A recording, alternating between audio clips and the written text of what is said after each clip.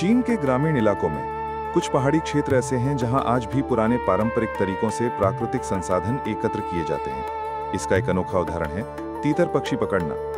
ये पक्षी आमतौर पर खुले मैदानों, झाड़ियों या पहाड़ियों के किनारे घूमते हैं और ये बेहद सतर्क और तेज होते हैं। इसलिए जार, फंदा या बंदूक जैसे सामान्य तरीकों से इन्हें पकड़ना लगभग असंभव होता है।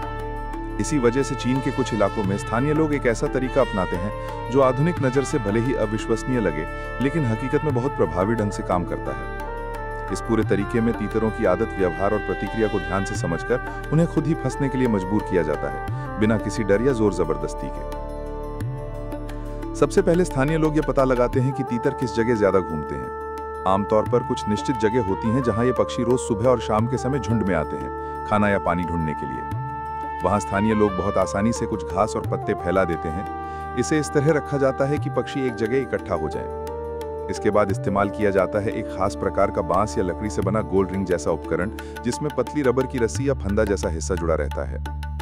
इस उपकरण को जमीन के बराबर ऊंचाई पर रखकर उसके चारों ओर पत्तों की परत बनाई जाती है, ताकि जब पक्षी वहां चले तो उसे महसूस न हो और वो सीधे फंदे के बीच में पैर रख दे।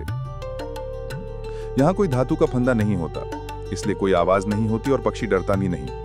जैसे ही पक्षी पैर रखता है और थोड़ा आगे बढ़ता है, रबर का फंदा अपने आप उसके पैर को कसकर पकड़ लेता है और पास में बंधे बांस की मदद से उसे हल्के से खींच लेता है। इससे पक्षी हिल नहीं पाता, लेकिन उसकी सांस नहीं रुकती। वो जिंदा रहता है और बाद में सुरक्षित पकड़ा जाता है। इस पद्धति का सबसे बड़ा फायदा यह है कि इसमें एक साथ कई पक्षी पकड़े जा सकते हैं, क्योंकि कोई आवाज नहीं होती और बाकी पक्षी डरकर उड़ते नहीं हैं। यहाँ तक कि एक पक्षी पकड़े जाने के बाद में बाकी पक्षी वहीं घास में घूमते रहते हैं।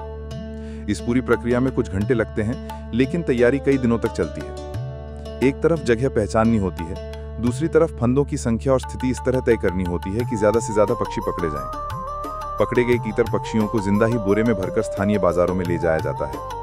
वहां के रेस्टोरेंट या खाने पीने की दुकानों पर ये पक्षी बिकते हैं, क्योंकि तीतर का मांस वहां एक बेहतरीन, महंगा और स्वास्थ्यवर्धक प्रोटीन माना जाता है। चीन के कुछ इलाकों में ऐसी परंपरा है कि किसी त्योहार या खास मौके पर अगर अच्छे तीतर मांस की डिश ना बने तो उसे अधूरा माना जाता है। तीतर की डिमांड के कारण इस तरीके से रोजाना 30 से 50 तक पक्षी पकड़े जा सकते हैं। एक व्यक्ति केवल तीतर पकड़कर महीने में 50,000 से 70,000 रुपए तक कमा लेता है। इसकी सबसे बड़ी वजह यह है कि इस काम में खर्च बहुत कम होता है। न तो कोई चारा खरीदना पड़ता है, न बार बार नए फंदे बनाना पड़ता है और न ही ज्यादा ट्रांसपोर्ट खर्च होता है।